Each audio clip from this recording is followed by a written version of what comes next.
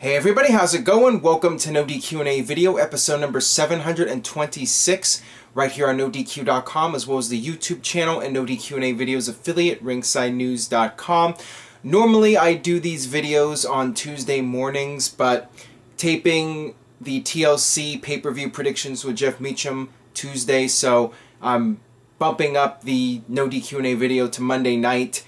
Raw just ended, and perhaps it's better to do it this way because I just watched Raw, it's fresh in my memory, and by tomorrow it'll largely be forgotten about. Trust me, I will do everything in my power to block out 75% of this week's Raw episode, and I'll get to Raw in a few minutes here. Got your questions from twitter.com/AaronRift. Let's get started with the first one today. This will be fun. First one comes from Josh. Hey Aaron, please answer in video. This was one of the worst endings to Raw I've seen in a while. How could they get any worse? Holy shit, dude. That segment was off the charts, one of the worst promos to build up a WWE pay-per-view ever. I was thinking during that segment, how in the hell could WWE sell this back in the old days to their casual fan base for $54.99. Only in today's era, when you have the WWE Network and everyone's essentially watching the pay-per-views for free if they're a network subscriber, you're in this era now where you don't even have to try. And that's what I got from this segment with Sheamus and Roman Reigns. It just went on way too long. Roman Reigns with his now infamous Tater Tot insult to Sheamus, and to be fair, the crowd did like that. They were chanting Tater Tot at Sheamus, but then Roman Reigns, he saw something that worked for once, so he kept repeating the same line over and over again. He used the phrase Tater Tot like half a dozen times. And basically he was just telling Sheamus to man up and get in the ring. Finally they had the brawl, and Roman Reigns lays out Sheamus with the spear through 2 tables. So we already got to see the heel go through the tables for free on television prior to the pay-per-view. And not only that, but Roman Reigns pinned Sheamus earlier in the show 2 times. Sheamus gets punked out like a bitch, and he's the WWE champion. Now, I know under normal circumstances, you want the challenger to pick up a win before the pay-per-view so he has some credibility, so you think maybe the challenger can beat the champion. But the problem is that Sheamus had no credibility to begin with. It's ridiculous. I almost feel that Roman Reigns should just win on Sunday and put Sheamus out of his misery. But I'll get to more on that in the TLC predictions video with Jeff Meacham. Yeah, I thought the segment was awful. The promo skills, if you want to call them skills, neither guy delivered in my opinion. It was very weak. It felt like 2 guys reciting their lines from a script. It felt like a bad high school play. And it just went on forever.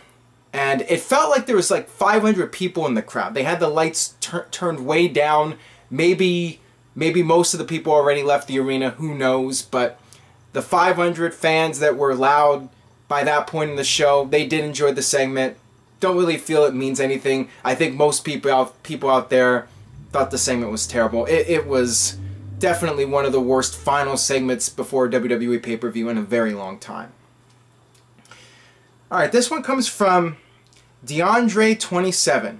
What the actual F was that? And I said shit earlier, so I don't know why I'm censoring myself. The Rose Bush? Really? That's it. F this. That's it. Fuck this. There, I said it. Yeah, another really lame skit, and you would think WWE would learn their lesson from last week when it did not get over, so they do the same segment again. And basically Adam Rose made fun of a bunch of people. He made fun of Neville for having Dumbo ears, and to me, it came off like Vince McMahon was writing that segment, and that's how he feels about Neville. It's so embarrassing. I don't know what's going on with Neville, and then that skit with Neville and Stardust.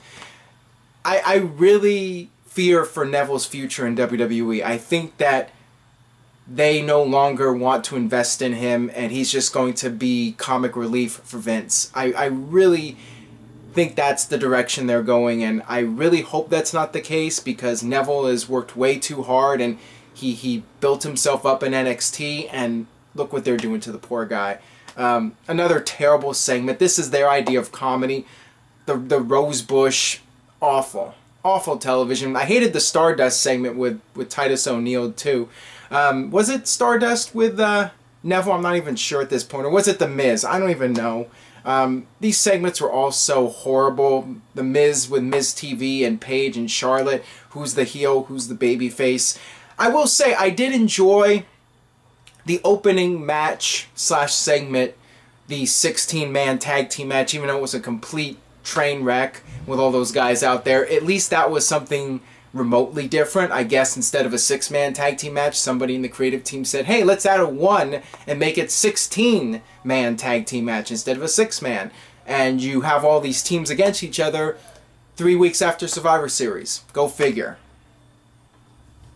Alright, moving on here from Raw. I'll talk more about TLC in the predictions video with Jeff coming up.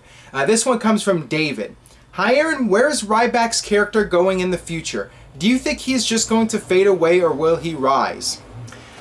Honestly, I think the Ryback character has gone as far as it's going to go in WWE.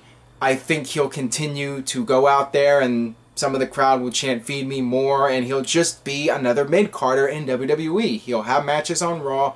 He'll have a regular presence in the company, but that'll be it. I don't see him going back to the level he was at, say, 2012 when he first came in, the first 6 months of his run in WWE. I don't see him going back to that again, where he's competing for the WWE title in pay-per-view matches. That I do not see happening, but I think he will stay at about the same level he's been at for the past year, moving forward the next 3 or 4 years, or however long he ends up being in WWE. Alright, this one comes from WK at WK Beats. CM Punk recently said wrestlers that get over are those that just don't give a crap anymore, referring to the New Day. Do you agree? I do agree, and I think some of the wrestlers just need to stand up for themselves and be allowed to have more creative freedom. If they're not given the creative freedom, they need to turn down the bad ideas that are thrown at them, and they need to be able to speak out more.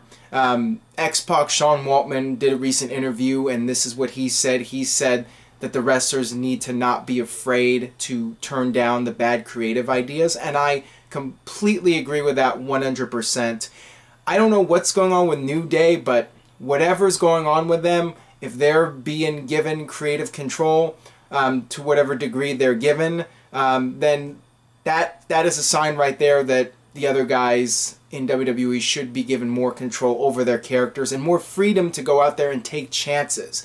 Because at the end of the day, that's what it's about, is being creative. Professional wrestling, yes, it is a business, it's about making money, but it's also a form of art.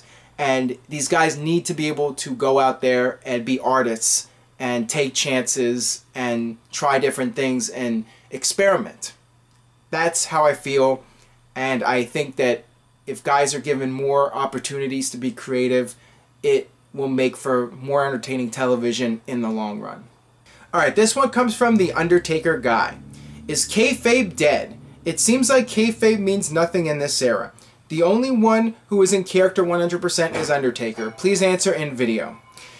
Kayfabe has been dead for a long time.